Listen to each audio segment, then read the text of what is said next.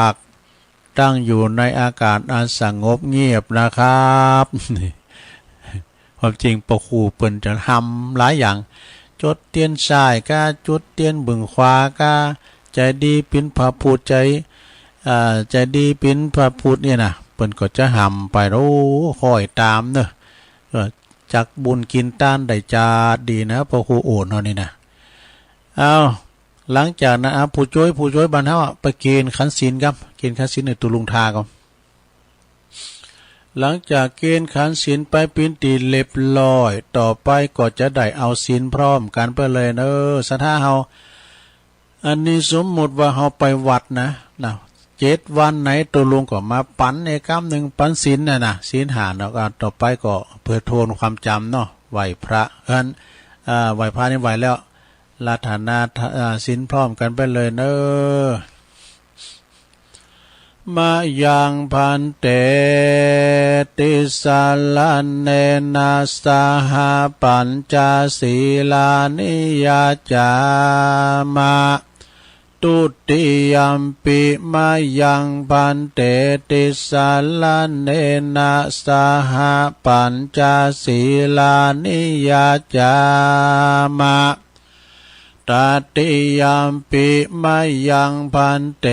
ติสาลเนนะสหปัญจศีลานิยาจามะนะโมตัสสะภะคะวะโตอะระหะโตสัมมาสัมพุทธัสสะนะโมตัสสะภะคะวะโตอะระหะโตสัมมาสัมพุทธัสสะนะโมตัสสะภะคะวะโตอะระหะโตสัมมาสัมพุทธัสสะพุทธังสรณังคัจฉามิธัมมังสรณังคัจฉามิสังฆังสรณังคัจฉามิตุติยัมปิพุทธังสรณังคัจฉามิตุติยัมปิธัมมังสรณังคัจฉามิตุติยัมปิสังฆังสรณังคัจฉามิตติยัมปิพุทธังสรณังคัจฉามิตติยัมปิธัมมังสรณังคัจฉามิตติยัมปิสังฆังสรณังคัจฉามิติสรณะขมานังนิทิตังปานาติปาตาเวละมณีสิกขาปตังสมาธิยามิอตินนาตานาเวละมณีสิกขาปตังสมาธิยามิกามเมสุมิจฉาจาลาเวละมณีสิกขาปตังสมาธิยามิมุสาวาทาเวละมณีสิกขาปตังสมาธิยามิสุราเมรยะมัชฌะปมาตฐานาเวละมณีสิกขาปตังสมาธิยามิอิมานิปัญจสิกขาปทานิสีเลนะสุขติงยันติสีเลนะโภคสัมปตาสีเลนะนิพุติงยันติตัสมาสีลังวิโสทะเยสาธุสาธุสาธุเอาแล้วลงเอ้ยปันศีลหาไปแล้วในลงเนอะเก็บไว้ดีๆไปเสียมันหายเนอะมันหายขอ2 ขอมปิ้งยังศีลหนาตุลุงก็มาปันแถมเนาะ เก็บไว้ดีๆคุณเอาแต่ถือศีลหานะศีลหาเป็นอาภรณ์อันหอมเนื้อสราเนอะคุณเอากันมีศีลหาเหมือนกันหมดนะบ้านเมืองเขาจะอยู่สงบสุขเนอะมีไผขาฟันบั่นแตงกันอยู่กันอย่างมีความสุขอย่างฮักกันฮักกันแป้งกันนะเมื่อว่าฮับศีลไปแล้วศรัทธาญาติโยมทั้งหลายต่อนนี้ไปก็จะเป็นการที่ว่านี่กันนะสวดพญานกยุงทองกันเนาะสวดพญานกยุงทองเนี่ยสมควรที่ว่าสวดกุดข้างอย่างวัดพระธาตุโดยหน่อยหลวงพ่อเปิ้นกล่อมละเนาะสวดทุกข้างเพราะว่าสวดมนต์สวดธรรมจักรในกูเตือเป็นพญานกยุงทองก่อนออกลาหาเหยื่อไปหากินตั้งบันตั้งเถินตั้งถ้ำตั้งป่าตั้งเขาไอ้น่ะพญานกยุงทองปกติจะสวดอุตเตอเปนโมหปริตบทเนี่ยเนื้อสทาเขี้ยวขาดปลอดภัยนายพานดักแห้วไว้ไหนก็แห้วมันถึงได้ชักเตือเขี้ยวขาดปลอดภัยนะลงเขาว่าเด่นพิจารณาตุลุงจะว่าจ้าก็มันก็ขึ้นว่าจับลุงเข้ามาจำเป็นต้องว่าวุยให้หน่อยนะอุเต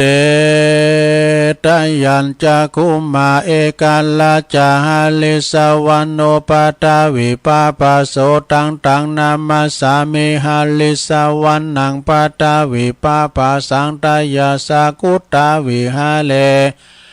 มุติวสังเยปลัมมานาเวตากุสัพพธัมเมเตเมนะโมเตจามังปะลายันตุนามาตุพุทธานังนามาตุโพธิญาณโมวิมุตตานังนะโมวิมุตติยาอิมังโสปาลิตังกัตวะโมโลจาลติเอสนาอเปตายัญจะคุมาเอกาลาจาหาลิสาวโนปาตาวิปาปโสตังนามาสามิหาลิสาวันนังปาตาวิปาปสัง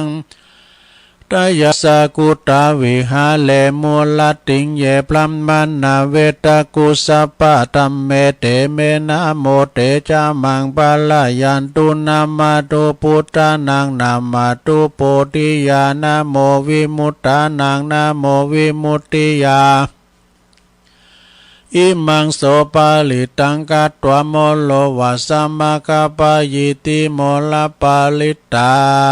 งเอาแล้วศรัทธาญาติโยมทั้งหลายตุลุงก็ปิ้นเก้าปิ้นโหสวดอันนี้เป็นเรียกว่าสวดโมหปาลิตพญานกยุงทองล่าเหยื่อเขี้ยวคลาดปลอดภัยก็พอออกศรัทธาก็เหมือนกันเนอะไปแพะไปป่าไปตุงไปนานะ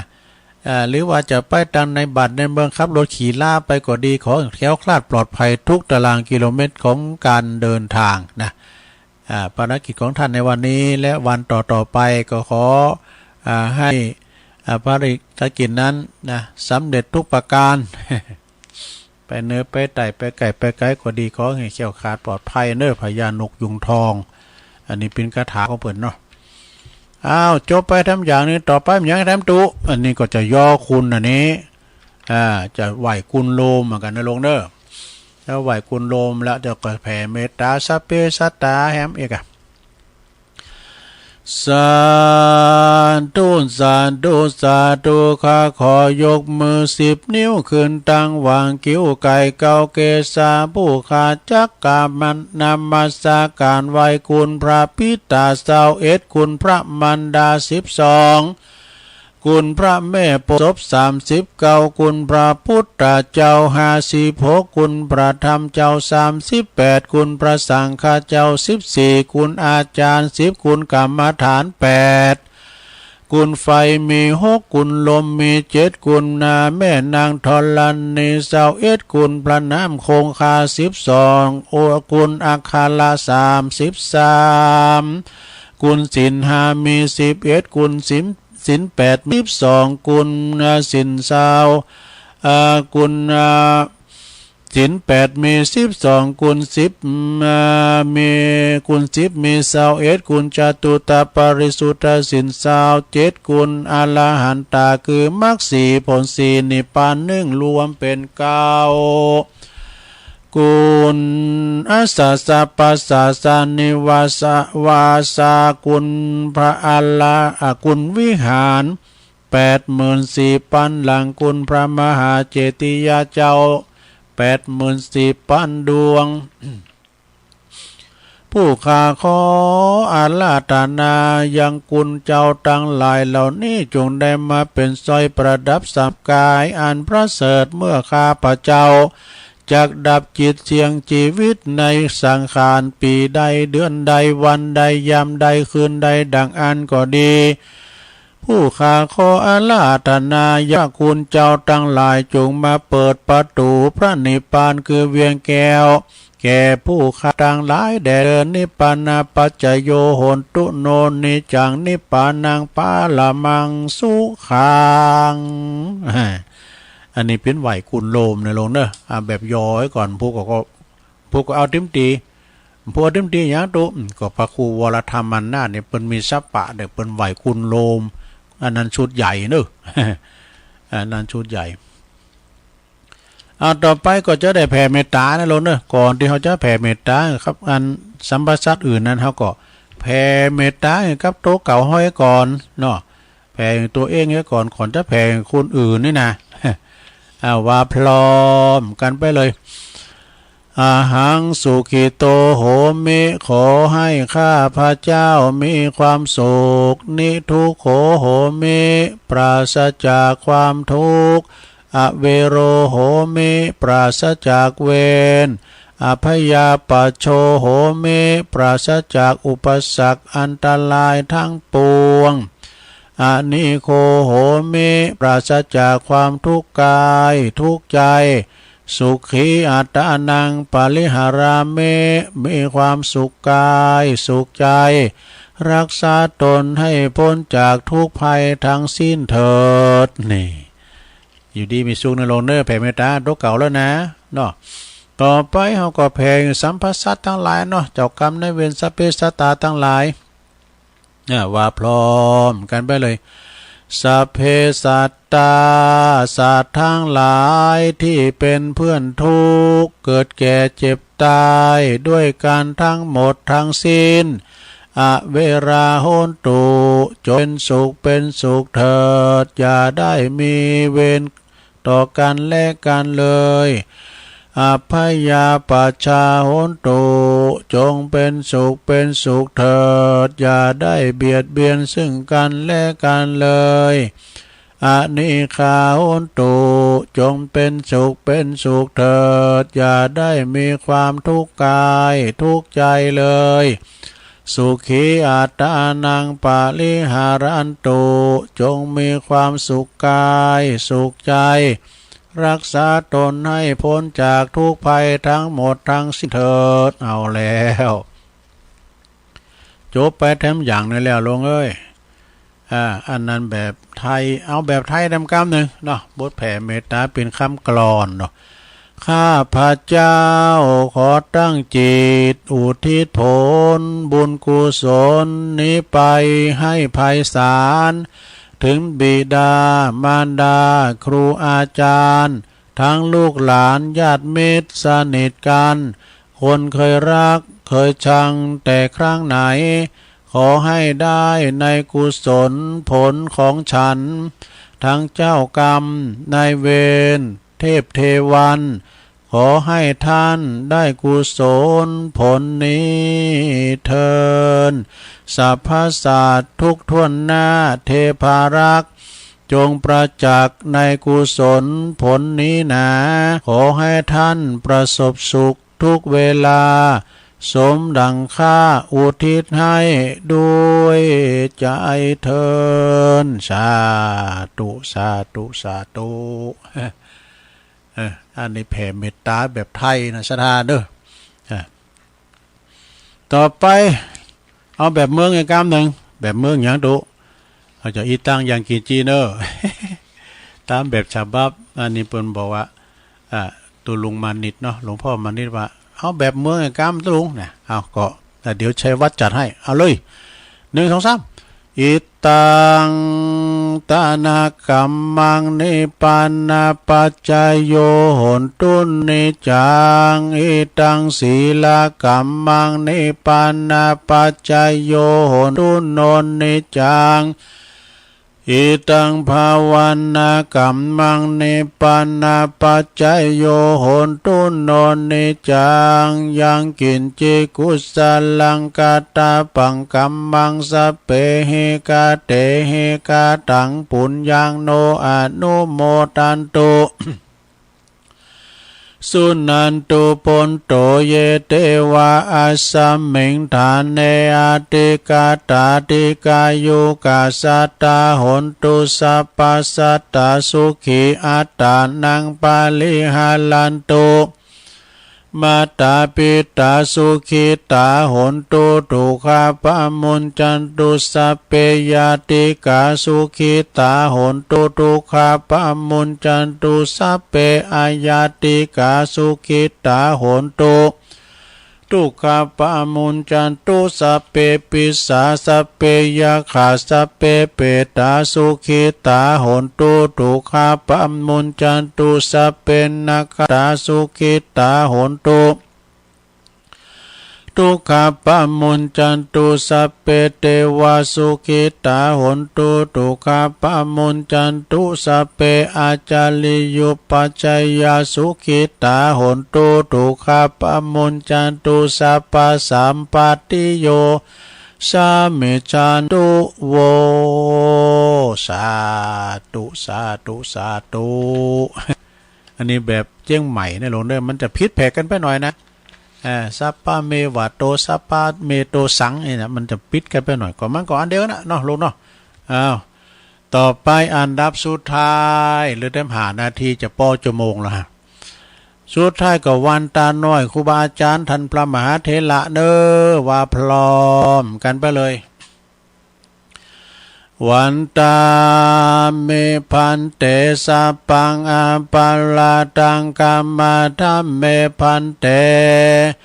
มายากาตังปุญญังสามินาอนุโมติตาปังสามินากาตังปุญญังไมหังตาตาปังสาธุ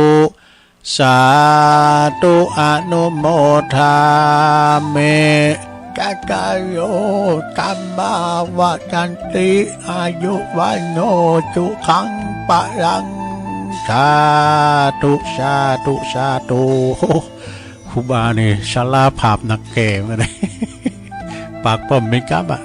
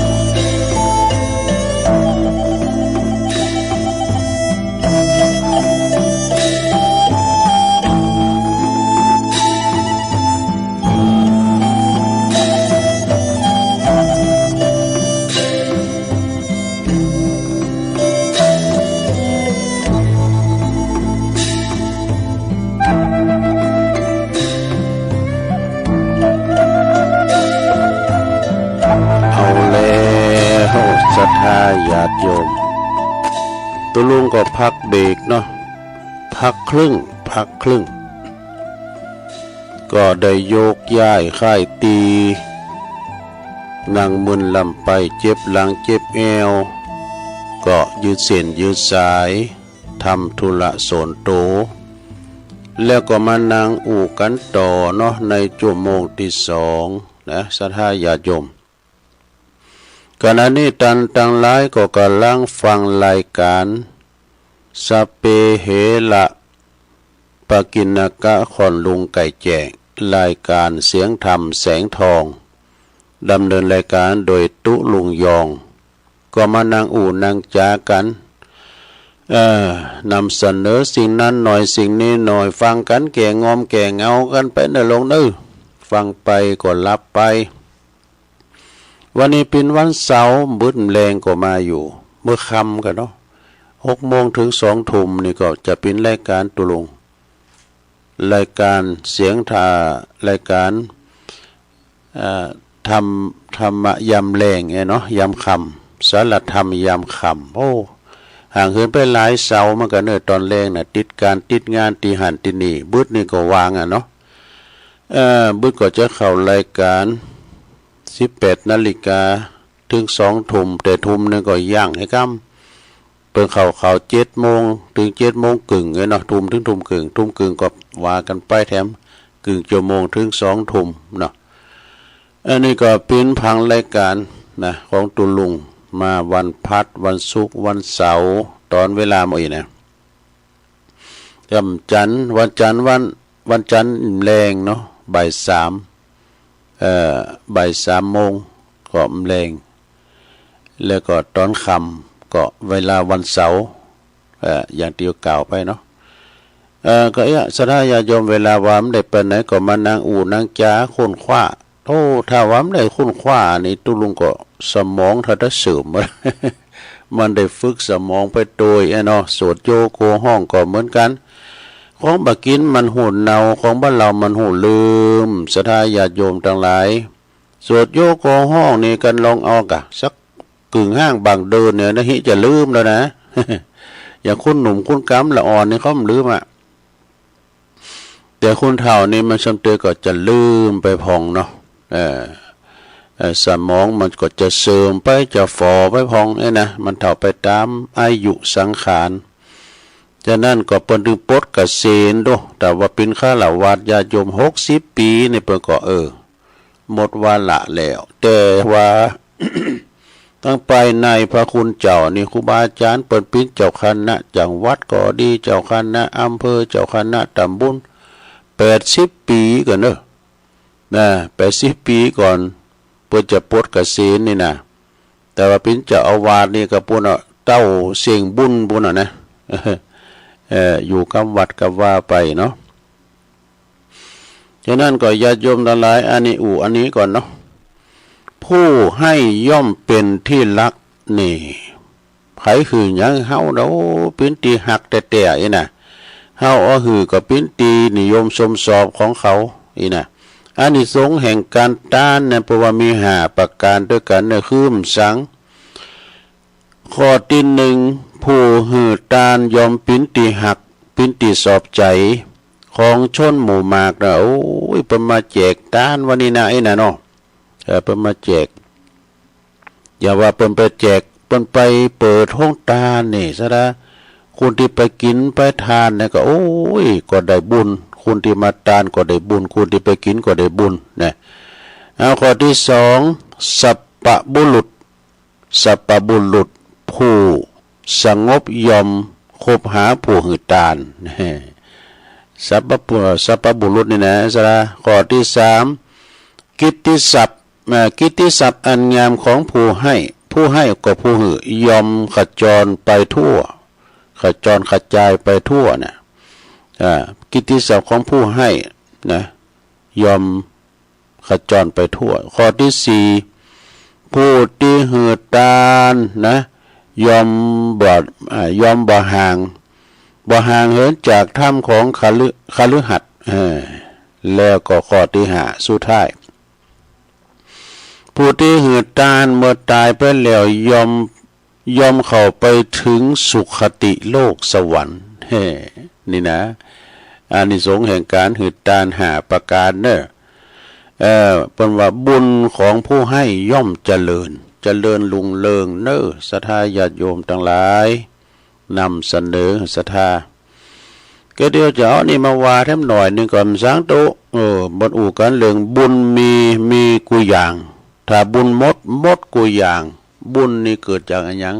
เกิดจากหืดตานก้ามยังไงนะลองฟังพอเนอะนะบุญมีกุยอย่างเป็นว่าถ้าว่าบุญมีกุยอย่างทำบุญมดทุกอย่างไม่ยังไอ้นะสระแล้วก็มันแตกต่างกันระหว่างคนมีบุญและก็คนที่มีบุญเนี่ยเป็นเปรียบเทียบไว้แล้วเนี่ยคนมีบุญนี่เป็นจะว่าอีกนะชอบทำบุญใจบุญใจกว้างแต่คุณที่เป็นแบบมีบุญนี่แปลว่าบ่ชอบทำบุญใจแคบตะนีเป็นมีข้อแก่เนาะใจแคบก็คือใจบ่กว้างนะบ่ชอบการทำบุญก็หมายความว่าใจแคบใจบ่กว้างตะนีนี่แปลว่ากิจิโลนะกิจิกินกิจิตานน่ะตะนีบ่ได้เฟ้อเพ้อแผ่ได้แบ่งกินแบ่งตานสักอย่างก็มาเพราะว่าคุณเฮานี่อยู่กันทั้งมื้อทั้งวันสถานะนี่ก็มันจะเต่ากันเนาะบางคนก็ลำโลยมหาศาลบางคนก็ทุกข์ไร้เข็นใจบางคนก็เกิดมาทุพพลภาพเนี่ยนะบางคนก็สูงบางคนก็ต่ำบางคนก็ขาวบางคนก็ดำเกิดมาจากกรรมเกิดมาจากการกระทำเฮาทางนั้นว่าศรัทธาอย่างในธรรมบุญวานะบางคนนะเกิดมาสวยมาหล่อเนี่ยก็รักษาศีลมาก่อนเก่าเนาะมีเงินมีคำก็เฮาได้บริจาคทานมาในธรรมในปานสูตรปนวาดุเนาะเฮาตุกไล่เขียนใจก็หอมได้กินได้ทานมาเก่าเอกะศรัทธาฉะนั้นมันมาตามหน้าบุญนะมันจะเป็นลูกฟุกนะอย่างอาจารย์พระครูสุเมธว่าน่ะบุญภัยธรรมภัยใดและเพิ่นยังว่าต่อว่าคนมีบุญนี่จิตใจดีมองโลกในแง่ดีเนี่ยคนที่บุญหน่อยบุญไม่น่าก็คุณเป็นคนใจห้อนมองโลกในแง่ร้ายดูพอโลกในแง่ร้ายหันไผก็เป็นว่าแง่ร้ายหมดเลยนะอันนี้ข้อเป็นข้อไปต่อไปเพิ่นบอกว่าถ้าคุณมีบุญนี่เพิ่นบอกว่าจิตกุศลบ่หันแก่โตอีกแต่ถ้าว่าคุณมีบุญแปลว่าจิตอกุศลหันแก่โตเนี่ยแล้วก็หน้าตาอิ่มเป็นสุขนะคุณมีบุญนะคุณที่ใครมีบุญนี่ก็มีหน้าตาเนี่ยมนเล่าเศร้ามองนี่นะบอกบุญบาหับไว้วะแล้วก็คุณมีบุญผิวพรรณวันนะผ่องใสหรือประมาณนะเขาพอแล้วครูบาอาจารย์เขานะเขาพอนะถึงแม้ว่าจะเฒ่าจะแก่ก็ตามนะหลวงผิวพรรณวันนะเปิ้นนะขาวอย่างอิ่มเขาพอเปิ้นสีบะแก่นะเปิ้นมีบุญนะเนาะแล้วก็เปิ้นนั้นผิวขาวก็ไอ้น่ะพอครูบาอาจารย์เราพอแล้วเขาพอสีหนุ่มกว่าวัยนะเขาพอสีเปิ้นหนุ่มว่าในความจริงอายุเปิ้นก็หนักแล้วเหมือนกันอ่ะพอเปิ้นรักษาสังขารถาดขันดีจ้ะ แต่ก็อยู่ไปตามหน้าบุญเนาะศรัทธาเนาะผิวพรรณวันนะจะผ่องใสแต่ว่าคนที่เขาไม่บุญนี่ก็บอกว่าผิวกายหยาบเนาะกายหยาบไปหน่อย แล้วก็ต่อไปเนี่ยศรัทธาคนที่เขามีบุญเนี่ยเราอายุมันยืนยาวสุขภาพแข็งแรงอยู่ว่ะแต่ว่าคุณอายุแสนโรคภัยลุมเล่าเนี่ยคุณไม่เคยมีบุญจ้ะ สุขภาพพลานามัยเนี่ยแข็งแรงมีศูนย์อยู่เนอะสถานเนาะบางคนเนี่ย คิมบ่ได้จิได้จำนะมีโรคภัยไข้เจ็บบ่ได้ไปโรงยุกโรงยาอันนี้ก็เป็นบุญของเปิ้นโรคภัยมาเบียดเบียนมีสุขภาพสมบูรณ์แข็งแรงนี่ปุตตุเป็นข้อแรกเลยเนี่ยมาเป็นที่หนึ่งเลยนะเวลาว่าเฮานั่งอยู่บนกองเงินกองทองเนาะแล้วเฮาไปนั่งรอเข็นเนี่ยนะมันก็สมบูรณ์นำแล้วซะดังนั้นก็ขอให้สุขภาพเฮาสมบูรณ์แข็งแรงเนาะเพิ่นว่าอายุมันยืนยาวสุขภาพสมบูรณ์แข็งแรงเพราะว่าเฮามีบุญแต่เฮาบุญน้อยนี่อายุสั้นอีโดโรคภัยไข้เจ็บก็มาลุมเล่าแล้วเพิ่นก็ว่ามีสง่าราศีนะคุณมีบุญนะมีสง่าราศีในผลบุญเฮาแต่ว่าเฮามีบุญหนักเนาะคุณที่เปิ้นมีบุญหนักบุญน้อยหรือว่าคนที่มีบุญนี่ก็บ่มีสง่าราศีว่ะมีสง่าราศีถ้าพออันซะนะพอตุเจ้านะบางตุนนี่เนาะครูบาอาจารย์น่ะเป็นตัวปู่ตัวปอน่ะเพิ่นมาโบสถ์กำลุนนี่นะโอ้เฮาพอเนี่ยมีสง่าราศีดีเผลอๆในห้องเป็นพระครูเอาพอนะเพิ่นแป้งผ่ากองงามไว้นี่ตกปาดราษฎรจาดงามแหละนะแล้วก็ฮักและศรัทธาในพระพุทธศาสนาเนอะถ้าว่าเฮามีบุญนี่นะมันไปวัดไปว่าทำบุญตักบาตรก้านี่เปิ้นกินเปิ้นทานในบ้านในจองก็ไปช่วยเหลือเฟื่อฟ้ายเปิ้นนี่นะแต่ถ้าว่าคนที่เปิ้นมีบุญนี่แปลว่าบ่ศรัทธาในพระสงฆ์นี่ในพระสงฆ์เจ้าเฮานี่นะแล้วก็คนที่เฮามีบุญนี่แปลว่าสอบเข้าวัดเข้าว่าปฏิบัติธรรมแต่คนที่เปิ้นมีบุญนี่บอกก็บ่ใครเข้าวัดเข้าว่าบาปมันหันมามงเลยนะบุญมันหันมาบาปหันมามงเพิ่นว่านี่มันก็จะห้ามไปเนี่ยคนที่เปิ้นได้เข้าวัดนี่นะ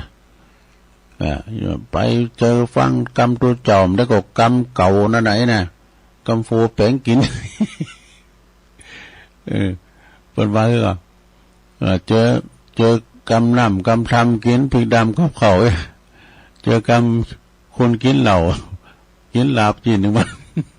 อันนี้เปิ้นว่าน่ะต่อไปขอต่อไปลงเพราะว่าบักโกการทำบุญบริจาคเด้อเนี่ยคุณมีบุญนะคุณมีบุญเนี่ยคุณโฮมทำบุญเนี่ยก็เปิ้นกล่าวด้วยนะมันหล่อใส่ดูนะหอมหนักหอมหน่อยก็ว่าแล้วแต่จิตศรัทธาเนาะศรัทธาเนาะเพราะว่าโฮมกินโฮมต้านคุณที่เฮามีบุญนี่นะแต่เปิ้นมีบุญเปิ้นก็สอบการทำบุญบริจาคเอามันจบไปนะโลเนาะแล้วก็คนที่สอบทำบุญเนี่ยเปิ้นก็บอกว่าสอบช่วยเหลือผู้อื่นมีเมตตากรุณาเด้อเนี่ยหันพี่น้องป้องปายหันเปิ้นทุกข์ไร้เขียนใจก็ช่วยเปิ้นนี่นะอันนี้ก็คือว่าเฮาที่มีบุญแต่เปิ้นนี่ก็สอบช่วยเหลือประกาศบริจาคทำบุญอย่างสักอย่างอันนี้ก็คือเปิ้นมีจิตศรัทธาจบลงไปเนาะสาญาติโยมบุญหนุนนำบุญกรรมบุญจูบุ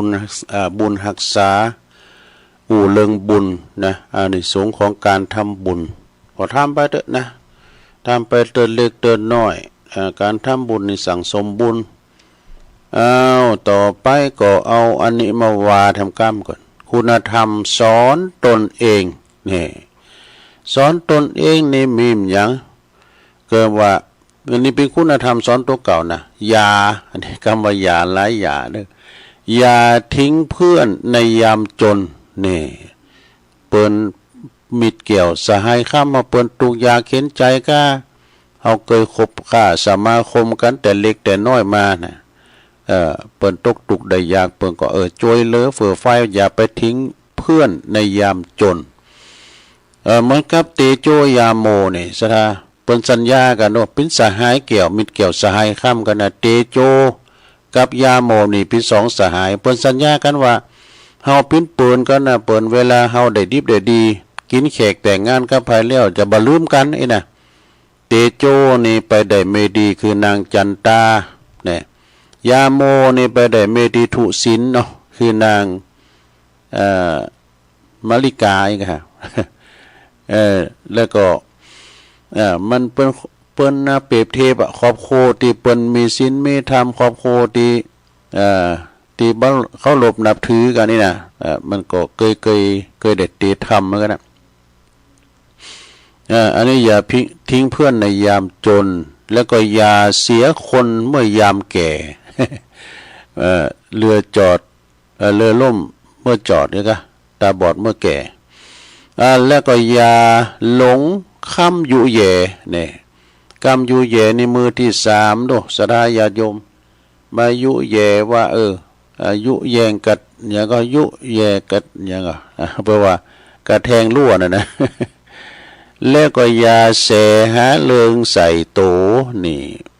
มีทำกรรมเป็นวสุมาเด้อปุดขอนหาจะเข็บอีนะลงผ่าลายหมาเห่ากุ้นกรรมขี้เก่ามันจังพิษกันเนี่ยเอากรรมเก่ามาสำเตอปนตายไปแล้วคุณมาวาอยู่นะจังพิษโหกันอย่าเสหาเลิงใส่โตอย่าทะล้ำในต่างทุจริตนี่เป็นต่างที่ตรงกันข้ามกับสุจริตเนอะแล้วก็อย่าปิ้นมิตรกับคนชั่วเนี่ยคือมิตรปลอมดูมิตรเทีมนะคนชั่วนี่นะและอย่าตะกรามความมัวเมาและความเมามัวอย่าตะกรามความเมามัวสุดท้ายอย่าทำตัวหืนนักแผ่นดินดูแล้วยังมีทำบทหนึ่งนะลงเนี่ยมีทำบทหนึ่งแปลว่าการอันนี้เป็นคุณธรรมคนจนคนรวยคนจนนี่มีคนจนอยู่2ประเภทเนอะมีคนจนคนตุกคนจนอยู่2ประเภทคือจนเพราะบุญบ่มีเนี่ยบุญบ่มีหมดกูอย่างแต่บุญมีกูอย่างนะอย่างบุญบ่มีนี่มันหิบ่มากล้าบ่ขึ้นเนี่ยเนาะทำมาอย่างก็คัดสนไปหมดนะจนเพราะบุญไม่มีแล้วก็จนเพราะไม่รักดีดูมี2อย่างด้วยกันนะญาติโยมเปิ้นว่าจนเพราะคนจนเพราะบ่หักดีมีอุปนิสัยแล้วก็มีวิถีชีวิตดังนี้นี่นอนบาปิ้นถิ่นนี่นอนไปเลยอ่ะนะนอนบั่นหลังนั้นเฮินหลังนั้นบาอยู่ปิ้นลักแหล่งนอนไม่เป็นถิ่นกินไม่เป็นที่กินบาปิ้นตีอ่ะนะบึดกับไปกินตีหันบึดกับไปกินตีนี่ทำลงลังนะทำลุงลังกินแล้วก็เบอร์กินไหนก็เบอร์หันนี่นะกินไม่เป็นที่สุมาเนี่ยขี้ไม่มีฐานเนี่ยขี้ไม่มีฐานงานนักก็บ่เอานี่งานเบาก็บ่ปิ้นนี่งานนักบ่เอางานเบาบ่สู่นะมันตึงบ่ออกแห้งออกบาบ่ออกเฮอจิบาจิแห้งเปิ้นมีการไม่งานก็บ่ได้ไปจุยเปิ้นนี่นะงานหนักไม่เอางานเบาทำไม่เป็นแล้วก็เล่นการพนันแห่มันมาตามนี่แถมแล้วมาต่างอบายมุขนะการพนันนี่เปิ้นลินใดก็มีเปิ้นลินบ่ใดก็มีการพนันนี่มันเป็นของที่บ้านแน่นอนเนาะอย่างก่อนเนี่ยตุเจ้าเปิ้นมาโบสถ์ที่นี่วัดพระธาตุโดยน้อยนะแล้วเปิ้นมีเจ้าหมูเนาะเปิ้นมาตุลุงนะตุลุงแต่คืนนี้เจ้าหมูผมเนี่ยเล่นบอลออนไลน์เสี่ยงไป100,000ป่ายดูขนาดลิ้นในทางโทรทัศน์โทรกันหากันนี่นะเสี่ยงไป100,000ป่ายวะดูเอาบัดนี้สักอย่างได้ลิ้นการพนันเนี่ยนะสุมาในปันลิ้นมนก็ลิ้นไปนะลิ้นเล็กลิ้นห้อยก็เอามองปอมนเนี่ยนะ แล้วก็เล่นการพนันแล้วก็หัวพันพัวพันยาเสพติดนี่แล้วก็คบคนชั่วเป็นมิตรเนี่ยคนพาลนี่จะไปคบมันแล้วก็ไม่คิดตั้งโตคิดตั้งเนื้อตั้งตัวเขาก็เท่าแก่มาแล้วการเขาไปคิดตั้งตัวก็คือว่าเก็บเงินเก็บทองไว้พอง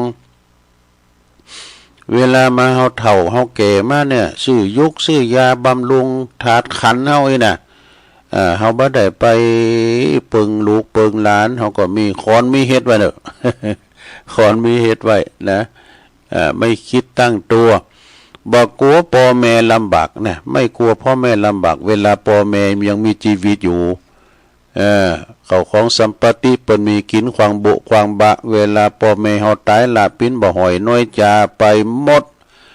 อันใดก็ขายกินอันใดก็ขายกินนี่นะบักคิดว่าพ่อแม่หิหามาได้เขาของเงินคำให้นาปาตั้งเปิ้นบุกเบิกมาเปิ้นเสียงบุญไปขายไปหมดเลยนะแล้วก็ไม่กลัวลูกยากจนเนี่ยการขายไปหมดก็ลูกก็กลัวจะปิ้นยากจนอันนี้ไม่กลัวคนดูหมิ่นบ่กลัวคนดูหมิ่นวะนะแล้วก็กินอยู่ที่ไหนเลอะเทอะเนี่ยทำเลอะเทอะที่หันโอ้โธ่อันนี้นะมาดึงแต่กินแล้วก็เลอะเทอะกินได้เสร็จหันควางหันไอ้น่ะนอนหันหลังคือพระอาทิตย์เนี่ยนอนวินหลังอาบแดดจ้ะวินหลังตะวันวะนะสุดท้ายเมื่อสิ้นชีวิตแล้วก็อย่าเมื่อสิ้นชีวิตอย่างน่าอนาถจบลงไปอันนี้นะปิ้นหนังสือปพยานะทฤษฎีบัวพ้นน้ำของอาจารย์ท่านพระมหาประสิทธิ์ธรรมาภินันโทปริญธรรม8ประโยคเนอะเจ้าอาวาสวัดจ้างกำอำเภอป่าซางศรัทธาญาติโยมมานำเสนอนะแหมกำหนึ่งนี่ปิดท้ายโดยรายการเรานี่ทานสักเลืองเนาะแล้วก็จะอ่านข่าวสารงานบุญจบข่าวสารงานบุญแล้วก็จะเรานิทานจะอ่านตักมาตังลายแล้วก็จะได้เปิดสายหน้าใหม่ศรัทธาญาติโยมเด้อต่อไปเอาอันนี้มาวานนิทานสักเลืองก่อนนิทานเรื่องนี้เป็นว่าทดสอบพระฤาษีวะเนี่ยพระฤาษีนี่ก็เป็นนักพรตนักโบสถ์เหมือนกันเด้อขันติวาทิชาดกนี่มันเคยเล่าแล้วก็เนี่ยทดสอบพระฤาษีณเชตวันวิหารเนอะพระพุทธเจ้าเปิ้นตรัสชาดกเลิงนี้นะเปิดสอนพระภิกษุที่ขี้โมโหง่ายนะมีขี้โมโหบันดาลโทสะง่ายๆรูปหนึ่งเนอะเปิ้นว่าหือหันตัวของการตกอยู่ในอำนาจของโทสะเนี่ยก็ความว่าในอดีตพระตถาคตของเฮาเนี่ยเกิดมาในตระกูลพราหมณ์เมื่อมารดาสิ้นอายุไขไปแล้วเนาะพ่อแม่ได้สิ้นชีวิตไปก็เลยบริจาคสมบัติถึงหมดน่ะบริจาคปินตานไปหมดแล้วก็ออกโบสถ์เป็นฤาษีว่ะนี่ปั่มเป้งปะละมีธรรมอยู่ในแพะในป่าอยู่มาวันหนึ่งนี่ก็มีอามาตย์คนหนึ่งเนอะอามาตย์ก็คุณของพระเจ้าอยู่โหคุณของงานพญาเจ้าเมืองนี่นะไปแอวสอดพอไปหันพระฤาษีกลางปากก็เกิดความเหลื่อมใส ไปเกิดความเหลื่อมใสก่อนนิมนต์หือมาจำวาษาอยู่ที่ในโซนอุญญาณในโซนหลงของเมืองปาลาณสีในกาลนั้นเนาะพระเจ้ากาลาปุนี่ก็คือเป็นราชาเป็นพญาจอมเมืองของเมืองปาลาณสีนะเสด็จมายังโซนหลงแห่งนั้นนะแล้วก็ได้เสวยน้ำจันทร์นะก็คือได้ใส่ไอ้ไปกะนะใส่สัก2-3 ตองนะกะ ข้างนั้นเนี่ยดื่มสุราจนเมาหมาย นะก็มีนางสนมตึงน้อยตึงใหญ่มาประโคมดุริยะดนตรีหือฟังปิติเพลินอกเพลินใจพญาเจ้าเมืองนะก็โอ้มาสุกอกสุกใจมนใจเห็นล่ำใส่ไปก็พดโตตาไล่พุ่นนี่เนาะอันสุรานี่เมื่อว่าได้ยินเสียงดุริยะดนตรีครับก่อนไปพญาเจ้าเมืองนะก็พลอยรับไปว่ะรับไปแล้วก็สะดุ้งรับไปแล้วก็เหล่านั่งดนตรีนั่งนัสนมทั้งหลายนะที่เปิดครับกล่อมดนตรีหันว่าพญาเจ้าเมืองเพอรับไปแล้วก็ไปหันพระฤาษีนั่งอยู่ในสวนอุญญาณปั่มเป่งปรมีธรรมรับตาภาวนาไปเกิดความอยากให้ฟังธรรมใครฟังธรรมแต่นะก็จึงวางเครื่องดุริยะดนตรีสีสลอโซซิงวางไว้ที่หันแล้วก็เขาไปนั่งขอนิมนต์พระฤาษีเจ้าจุงแสดงธรรมกำเตอนะพระฤาษีก็ขึ้นไปนั่งเต้นผาหกะแล้วก็เลยเอาทำอะไรโปรดโลกว่าใจนะทำอะไรโปรดโลกไม่มีอะไรก็เลยไปแสดงธรรมเนาะปินตีไพเราะเขาอกเข้าใจของนักนาสนมตั้งหลายฟังธรรมไปเปิดอธิบายทำไปทำเหือนพระราชาเมื่อตื่นจากการบั้นทมเนาะสะดุ้งตื่นมาพอยังเปล่งเรื่องอีเกี่ยวอีข้ามเขาเนี่ยครับกล่อมบันเลงมีไหนหมดนี่นะอีบุญในสูไปอยู่ที่ไหนเนาะพญาเจ้าเมืองเหลียวไปเหลียวมาปดโตปาก็ว่าเหลือกสีสลอโซซึ่งวางไว้อยู่นี่เห็นได้ปูนเขาไปฟังธรรมที่พระฤาษีปุณรุเนนะโอ้ปิ้นอย่างอีกาเนาะปดโตปล่อยกูมันนอนนี่ยุงครบยุงตื่นก่อนป้ากันปัดวีกูนะปดโอ้แข้งขาปลายยุงครบยุงตื่นพระฤาษีก็เลยมาฟังธรรมพระฤาษีจนหมดแล้วเ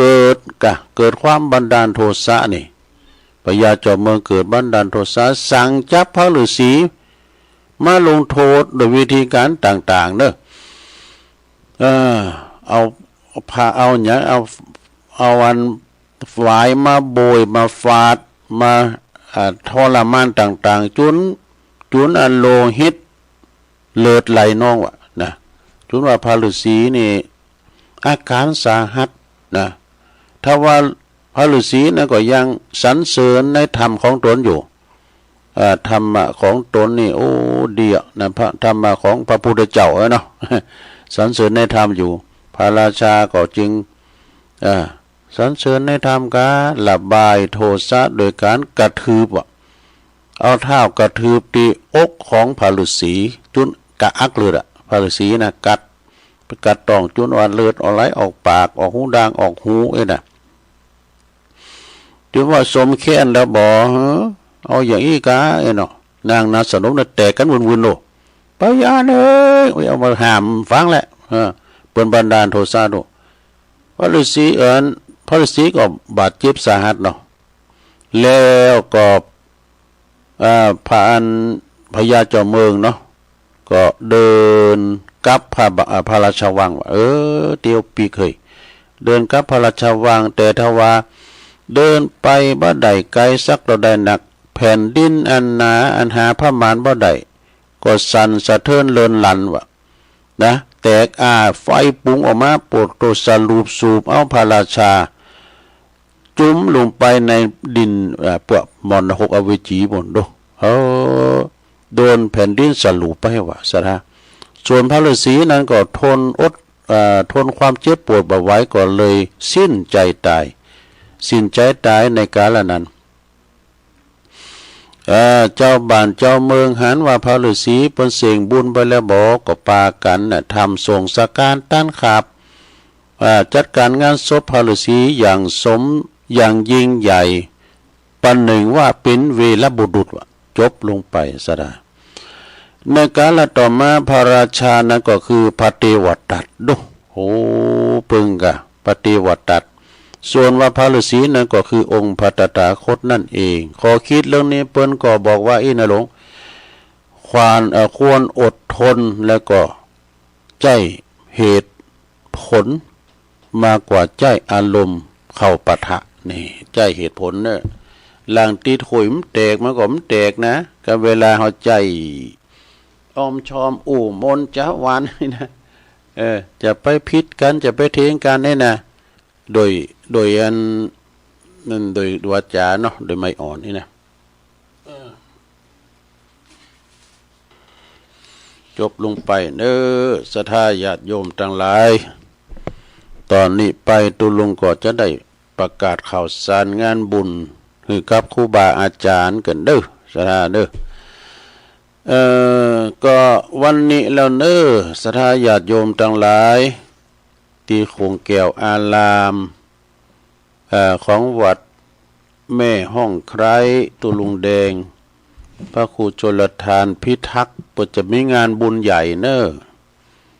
เปิ่นทำการบูรณะปฏิสังขรณ์วิหารกกุฏิโรงโบสถ์ทั้งหลายก็เป็นปริโยสารแล้วและเปิ่นก็จะมีการถวายทานเสนาสนะโดยเฉพาะก็จะมีการทำบุญเรียกว่าเปิ่นทำบุญนั้นฉลองสมณศักดิ์สัญญบัตรผัดหยดพระครูชลทานพิทักษ์นะที่วัดแม่ห้องไคร้เนอะอำเภอดอยสะเก็ดตำบลแม่โป่งอำเภอดอยสะเก็ดนะศรัทธาต่างหลายไผจะไปรวมทำบุญวันนี้เปิ้นจะมีทักษิณาอนุปทานเวลาประมาณ4 โมงแรงเพื่อกันเนาะเปิ้นก็จะมีงานเริ่มวันนี้แล้วศรัทธาไปฟังนำฟังซอกันไปจะไปเปิดห้องตาลไปรวมทำบุญนั้นก็เจอศรัทธาวันนี้วันเสาร์ก็เป็นวันเริ่มงานเปิ้นละนะแห่โคตรตาลกันแล้วนะแล้วก็ในวันที่19วันพุธนี้เป็นวันติดกับเวลา9 โมงนั้นก็จะมีการเจริญพระพุทธมนต์สืบชะตาหลงแสดงมุทิตาจิตอาจารย์ท่านพระครูชลทานพิทักษ์พระจะไปแสดงความชื่นชมยินดีกับอาจารย์พระครูก้านี่ไปหับสังก้าไปเปิดห้องตาลก้านะ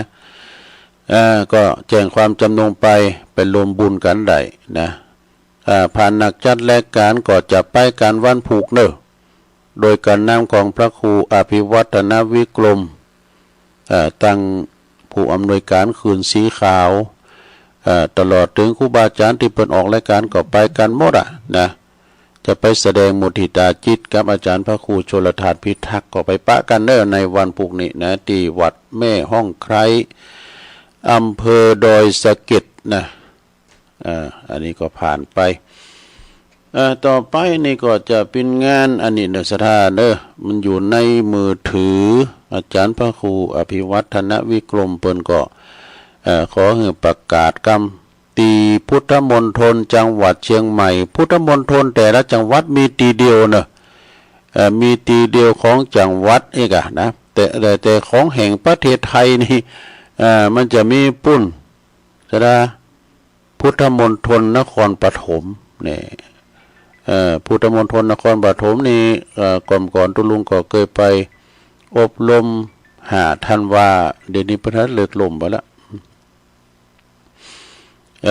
ก็คือหมายความว่าเปิ้นก็จะมีการอันนี้ก็เดือนสหาคุณคุณหาอันอาจารย์ก่อนในวันพุกนี่เนี่ยก็เวลาก็ประมาณตั้งแต่9 โมงเป็นต้นไปนะศรัทธาญาติโยมที่พุทธมณฑลจังหวัดเชียงใหม่เพิ่นจะมีการบรรจุพระบรมสารีริกธาตุนะมาละอันนี้ก็คือขอเชิญรวมพิธีบรรจุพระบรมสารีริกธาตุและวัตถุมงคลเจดีย์พุทธคยาจำลองนะพุทธมณฑลจังหวัดเชียงใหม่อำเภอดอยหล่อจังหวัดเชียงใหม่บ้านทกเสอในวันอังคารที่21 มกรานี่นะ2568ก็ตรงกับวันแรม8 ค่ำวันศีลพอดีเดือน4เวลา9 โมงครึ่งนี่ก็เป็นต้นไปกำหนดการก็9 โมงครึ่งนี่ก็ประธาน เปิดจะจุดเทียนถูกปูชาพระรัตนตรัยไหวพระสมาทานศีล9:40พระสงฆ์ทั้งนั้นรูปเจริญพระพุทธมนต์เวลา10:19ก็ถวายทายธรรมแด่พระสงฆ์พิธี9รูปแล้วก็พระสงฆ์อนุโมทนา10:29นั้นก็ประกอบพิธีบรรจุพระบรมสารีริกธาตุแล้วก็วัตถุมงคล11:15ก็ถวายภัตตาหารเพลแด่พระสงฆ์แล้วก็พิเศษพิธีเจ้าภาพอุปถัมภ์ก็คณะศิษยานุศิษย์ของพระเดชพระคุณพระพรหมมงคลนะหลวงปู่ทองสิริมังคโลอดีตเป็นปิณติปรึกษาเจ้าคณะภาค7แล้วก็อดีตปิณเจ้าวาดวัดพระธาตุเจ้าสลีจอมทองวรวิหารนะแล้วก็คุณแม่จันฟองกิ่วแก้วนะบริษัทเขมรัตน์ทรานสปอร์ตแล้วก็บริษัทเพชรอินทรีย์ทรานสปอร์ตตลอดถึงพุทธศาสนิกชนทั่วไปนี่อันนี้นะอ่านไปตามเนี่ยนะสระเปิ้นทรงตอนเจ้าเนอต่อไปเป็นทรงตอนบ่ายทรงตอนบ่ายนี่เขาจะหลั่งไหลกันมาตูเจ้าลอยปลายกันเนอที่วัดมงคลวารีหนองหายนี่นะเพิ่นจะมีการตัดไว้ลูกนิมิตผูกพระศรีมาในวัดมงคลวารีตำบลขงเป้าอำเภอจอมทองนะวันอังคารที่21เหมือนกันมกราคม68เวลา 14:39 น.ประมาณ2 โมงปลายพวกกันเด้อจะกี่ขตอนแล้วก็ไปเด้อซะนะไปวันคำไปปูชาแผ่นดวงแผ่นทองมาปิดทองลูกนิมิตเด้อ9ลูกด้วยกันนะอันถือว่าเป็นงานที่สำคัญถ้าว่าภาคกลางภาคใต้กรุงเทพปุตโตเปิ้นจะทำบุญ7 วัน 7 คืน9 วัน 9 คืนกันเด้อเป็นงานบุญใหญ่นะฟังลูกนิมิตเนี่ยก็โดยอาจารย์พระครูท่านพระครูวิมลจันทรังสีเจ้าคณะตำบลห่วงเปาเนอะปิ่นเก้าปิ่นการพระอธิการวุฒิประภาโสครูบาบุญกรรมเนอะประธานจัดงานแล้วก็ปอหลวงก้าผู้ช่วยก้าเนี่ยช่วยกันนะเอางานต่อไปนี่สถาญาติโยมทั้งหลายก็ในวันที่29 30วันที่28 29 30 31ก็คือเป็นจะมีการเข้ากรรมปฏิบัติธรรมที่วัดโสพนารามวัดห้วยงูในเนออำเภอฝางนะซึ่งก็เปิ้นจะมีการบูรณะปฏิสังขรณ์แปลงพระธาตุสร้างพระธาตุกันโดยคณะสงฆ์ตำบลสันทรายคณะสงฆ์อำเภอฝางโดยมีพระเดชพระคุณหลวงพ่อท่านพระครูสุจิตานุรักษ์เจ้าคณะอำเภอฝางเป็นเก้าเป็นกันเนอะว่าจะเข้ากรรมนะเริ่มตั้งแต่วันที่28 ถึง 31เนอะสุดท้ายตานใส่ตานเตนอันนี้ก็พาจัดรายการก็จะไปกัน ผ่านนักจัดรายการทั้งสายละปูนเจียงใหม่โดยสะเก็ตแล้วก็ปุ้นเวียงป่าเป่าเนี่ยเพิ่นจะไปเข้ากรรมกันเลยที่โคงแก้วอารามตั้ง3ของวัดโสพนารามห้วยงูในนะโดยคุณโยมกนกพิษชัยนาล้านนานาพันฝางพร้อมโดยคณะศรัทธาลงหลายเป็นเก้าเป็นการก็ไปสร้างเข้ากรรมกันเลยเอางานต่อไปนี่ศรัทธาญาติโยมทั้งหลายวันที่5 ถึง 9 กุมภาพันธ์เดือนหน้านี่นะ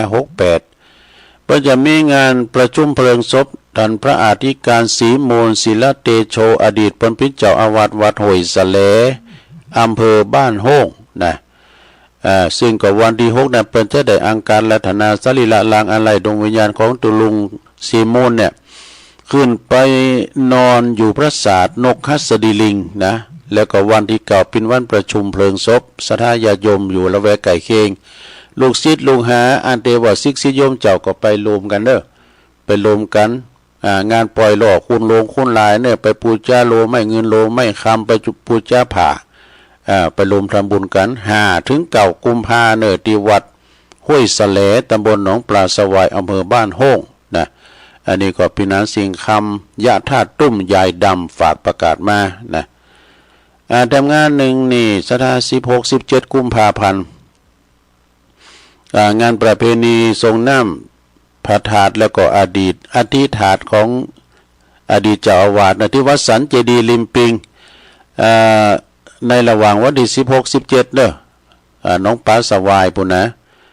จะมี ทรงน้ำพระธาตุมีหลายอย่างโดยนะประสงค์พิธี16-17ที่วัดหนองปลาสวายสันเจดีย์ริมปิงอันนี้ตุปีกุยฝากประกาศมาโดยนะทำงานหนึ่งก่อนสถานญาติโยมหลายว่าวันที่26เนื้อมกรานี่เพิ่นจะมีพิธีบวงสรวงเต่าเวสสุวรรณ2ตุนด้วยกันเนื้อสำนักสงฆ์หอมบุญป่าไม้แดงโดยสะเก็ดโดยเมตตาธรรมหลวงพ่อพระครูหลวงพ่อมานิถาวโลเนื้อ26มกรานะก็ไก่มาแล้วก็ปากันไปเนาะไปกินไปทานกันไก่หิมเนื้อไต่ก็ไปกันเนอะสำนักสงฆ์หอมบุญก็วันที่9 ถึง 11 กุมภาพันธ์ 68นี่ก็งานปล่อยโลงอุโบสถหลังใหม่10 ล้านปลายที่วัดฟ้าหลังเนอะวัดฟ้าหลังสันหินฟ้าหลังเนี่ยนะไก่กับขนุนนั่นน่ะติดหนะวัดเก่าของครูบาอินโทซึ่งคณะปัจจุบันนี่ก็ในเมตตาธรรมอาจารย์พระครูปิยกิจปรีชาศิษย์กตัญญูกุลกุฏิของครูบาเนอะเปิ้นก็เป็นประธานในการก่อสร้างกันไป9 ถึง 11แล้วก็12ก็เป็นวันประเพณีสงฆ์น้ำพระธาตุเปิ้นมาฆบูชาหาปิ่งงานต่อไปวันที่14 กุมภาพันธ์งานประเพณีสงฆ์น้ำพระธาตุที่วัดป่าตองคันธารามตำบลตาตุมอำเภอป่าซางในเมตตาธรรมอาจารย์พระครูสุโคนทศีลวิมลอันเป็นเจ้าคณะตำบลตาตุมเจ้าวัดป่าตองคันธารามงานนี้จัดให้มีงานเปิ้นจะมีการหล่อปั่นพระเจ้าจักรพรรดิทรงเครื่องโดยท่านนายกเดชาทองเพนนายกองค์การบริหารส่วนตำบลท่าตุ้มเปิ้นปิงเก้ามา120,000กันนะเปิ้นจะปั่นพระเจ้าวันคำเหมือนกันในวันนั้นนะ14 กุมภานะฮะวาเลนไทน์วันแห่งความหักพอดีที่วัดป่าตองคันธารามงานต่อไปนี่ก็สถานญาติโยมทั้งหลายมีแถมวันหนึ่งวันนี้เป็นวันที่18แล้วกันเนาะวันสุดท้ายที่วัดบ้านใหม่วัดนั้น3 หลังบ้านใหม่เปิ้นจะมีงานตัดไว้ลูกนิมิตผูกพัทสีมาวันที่18ก็คือวันนี้กันเนาะวันเสาร์วันนี้เปิ้นจะมีงานใหญ่ยอดปรมีในวันนี้ปากันไปคุณมาหมากโป่งหลงหลายครูบาอาจารย์ก็เป็น100ก็โดยที่วัดบ้านใหม่วัดบ้านใหม่3 หลังสันป่าตองนี่เปิ้นจะตัดไว้ลูกนิมิตคืนนี้เป็นวันสุดท้ายก็จะไปลมปู่จุมปู่จามอย่างทำบุญตลอดวันเวลา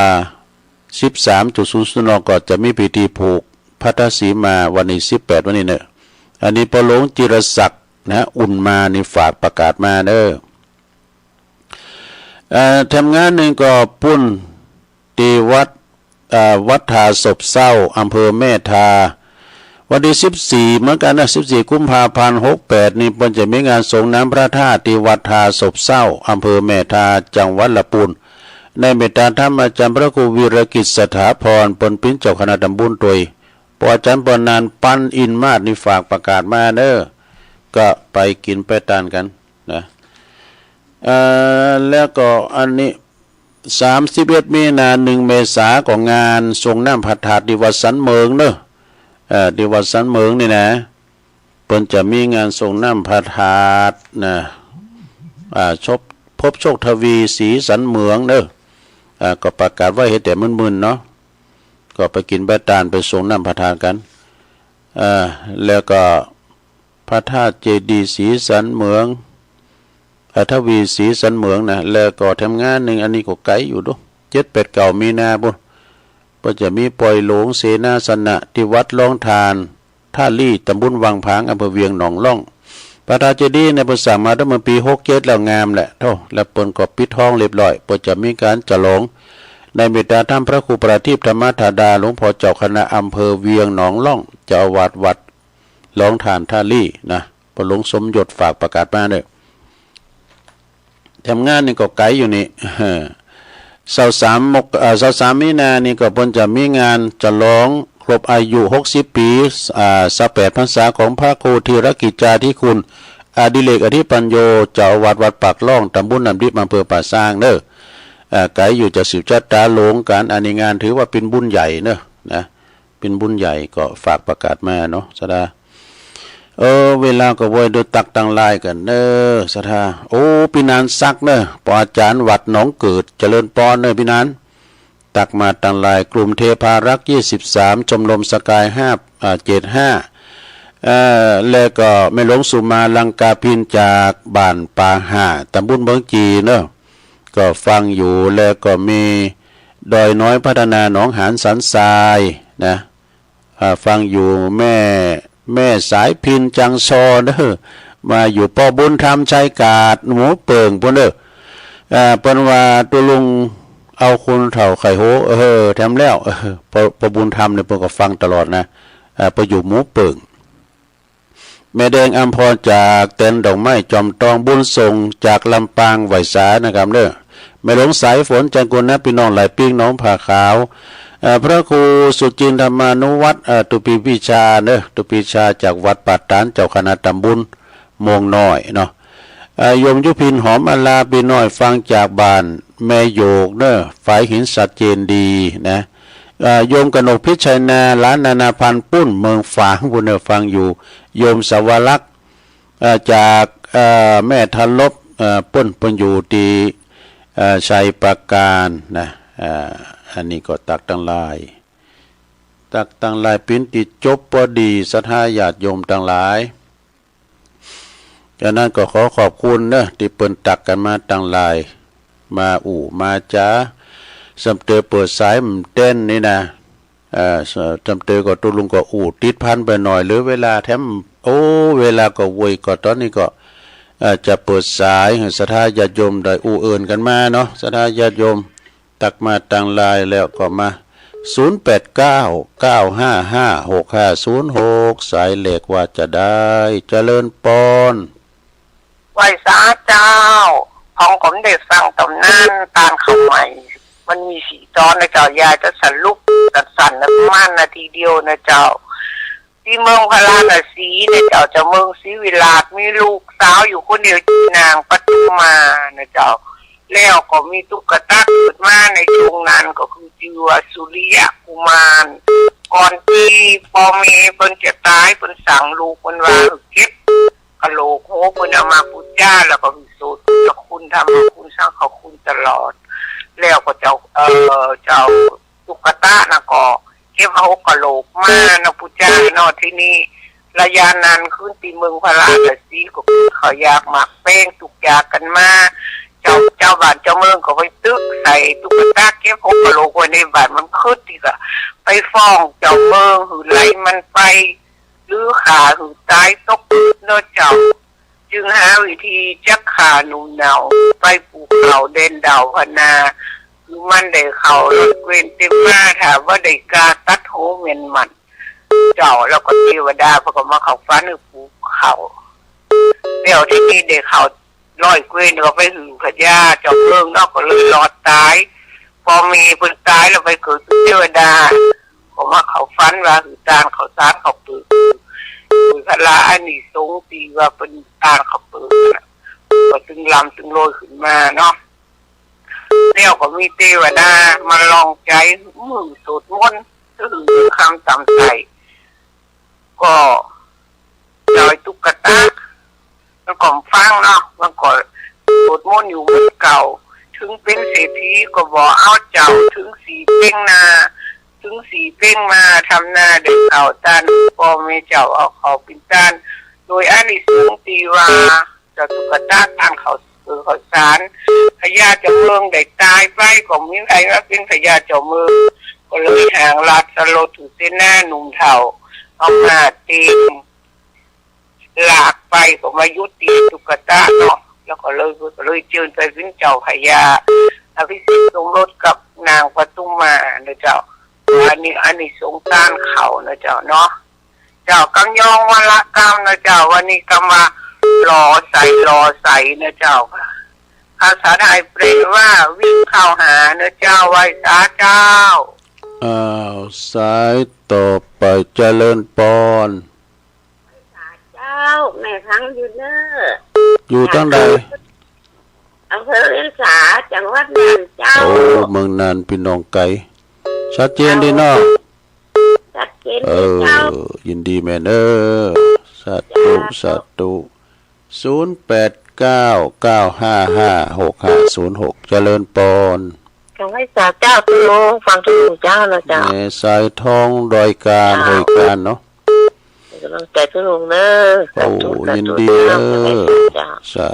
ธุเจริญปอนไม่ใช่เจ้าตุลุงปลาแดดเนาะเจ้าชัดเจนดีเด้อสาธุเด้อเจ้าไว้สาเจ้ามีที่วัดตาวังเป้าตัวเนอะปล่อยหลวงนะแล้วก็สีชุมโพธารามตัวเป็นมีปล่อยหลวงนะเจริญปอนเจ้าไว้สาเจ้าตุลุงอันนี้แม่จังใดไม่สัมผัสไม่ย่อยสันไส้เนาะฟังตลอดจะเบโทเจ้าโอ้เดี๋ยวยินดีเนอะหนาวกันอากาศก็พอดีวันนี้มันพอดอะไรวันนี้มันพอหนาวด้วยวันนี้ยังแควนมาเนอะสายต่อไปเจริญปอนเอาได้หน่อยนึงหลวงพ่อกฤษนะเวลาแล้วมีอยู่เย็นนะอาจารย์เย็นดีแล้วนะอากาศหนาวเหมือนกันนะไม่คงที่อาจารย์แย่แบบนี้ไว้สาครับหลวงพ่อครับหลวงพ่อกฤษเนาะพุทธอุทยานปางโมเจริญปอนไว้สาครับตุลุงที่ต่างฟังเนี่ยคำเนื้อตั้งแต่3 โมงแล้วเนาะปนนั้นเนาะปนนั้นประเสริฐยังชัดเจนเลยเนาะเทศโอ้มีสลับประโยชน์แต่ฟังไปพิจารณาไปเนาะสิ่งที่เราเก็บจิตในใจเราปฏิวัติก็ดีครับเนาะอันว่าฟังนำทำคำสอนนำทำตั้งใจลังเนื้อเราฟังทำปัญญาเขาในกินนอนนำทำสอนจริงใจแต่มันได้เลยหลงเรื่องนี้มันหลงให้ไม่ได้คิดแต่อันนี้ไม่คิดทำอะไรเดียวครับยินดีปนนั้นหลายๆเด้ออย่างชัดเจนเลยกำลังใจตุลุงนะครับขอให้ตุลุงได้อยู่ดีมีสุขต่อไปแล้วก็เด้ออย่าเจ็บอย่าเปลี่ยนอย่าไปเปลี่ยนแน่กูรักจะรักษาตุลุงนะลุงอยู่สบายต่อไปยังมันยังรักษาวาสนานะครับเด้อสาธุพี่น้องบ้านไกลปอนั้นประเสริฐนาหน่อยนาแดงเข้ามาได้อยู่เนาะเจริญปอนคำภาษาเจ้าตุลุงในคำนวณตอนนี้ดันจะซ่อนฟังอยู่ในเจ้าฟังตลอดแต่ว่ามันโทมได้เจ้าซ่อนมึงปานมั้งเนาะเจ้าเดี๋ยวยินดีหลายๆเด้อชัดเจนนี่เนาะเจ้าชัดเจนจัดดีเจ้าสาธุคำภาษาเจ้าพี่น้องบ้านไกลเหมือนกันไม่ใส่พินได้มาโซกะเจริญปอนย่ออาถาวาตากลับไว้ตักมาด้วยสายบุญวันนี้ตักแบบชัวร์กดติดปั๊บอยู่ดีมีสุขเนอะตุลุงเนอะฟูกเดินทางมาแม่ห้องใครปิกไปปิกมาสบายเจอกันสันเข้าด้วยกันเพื่อนมนุษย์เดียวกันพระสงฆ์เหมือนกันบุญรักษาตรงไปตรงมาเนอะถึงท่านผัวพิวัตรเนอะเหมือนกันนะครับหลวงพ่อใหญ่เขาจะมาก็หาหลวงพ่อไม่ไปก็หาได้ไปตัวแทนมาเนาะครับครูสนั่นนะแต่โน้ตได้บอกครับทุกข์ไว้สาขอบคุณเนอะครับหลวงพ่อมานิษฐาวโลนะสำนักสงฆ์ห้อมบุญนะพระครูอภิวัตรบอกว่าหลวงพี่มานิษเจริญปอนขอกราบใบขานะครับมาแล้วมาลื่นรถเพิ่นบัดจอดตายไปครับเกิดเดินได้บัดจอดครับจอดแล้วเห็นเนาะวันนี้ยังแขวนเลยโจกดีตันรถอยู่ตันดูฟังถึงวันนะครับทุกปีครับดีว่ามันบัดตั้นนะครับมันอยู่ที่สำนักงานเป็นนะครับก่อนหน้าก็06นี่ก่อนนึกว่าฮังปออันประถันนัดขู่เป้านี่เป็นว่าพี่ไอ้นี่มันมี2เบอร์รักของมีมันเป็นเบอร์เด็ดครับดีฟังกับมืออันนี้มากนะครับทุกปีครับฟังกับมือเพลงลูกกรุงวันเสาร์เนี่ยจะเป็นลูกกรุงนะคอลูกกรุงบนคอมาวะก็ฟังตัวรับตัวมันยังมาเพลงลูกกรุงเลยเนาะปั๊บดีกะค ครับไปอีกนะครับจะมีครับ โอ้ขอบคุณเนอะ มากครับเนาะ โอ้ยินดี ครับขอบคุณครับ สาธุโลดสวัสดีปีใหม่ด้วยเนอะ เอาแล้วสถาญาติโยม เดี๋ยวมันจะล่ำเวลาของเปิ้นเนาะโอ้บุญมายุนนี่ก็เดียวกันเนอะเจริญปอน ว่าเสียเจ้าหลงลุง ทางใด แม่แม่มอมจ้ะ น้ำหม่อมกะน้ำหม่อม ท่านมาได้ได้ชม น้ำหม่อมปากก้อยละปากก้อยชัดเจนแน่นอนนะเนาะ เจ้าชัดเจนดีเลย เดียวบุญรักษาเด้อจบบทดีเป็นยังตัวลุงนำรายการจากล่าศรัทธาไปก่อนเด้อวันพัดหนาปะกันแถมเนาะจงดีมีใจเหมือนกันจุคนจุตานเดี๋ยวฟังท่านพระมหานิคมเสียงธรรมจากวัดจันทร์กันต่อไปเด้อส่งงานกับน้องเจเจเนอจัตตาโลธรรมาวัตันติอายุวันโนสุขังปะลัง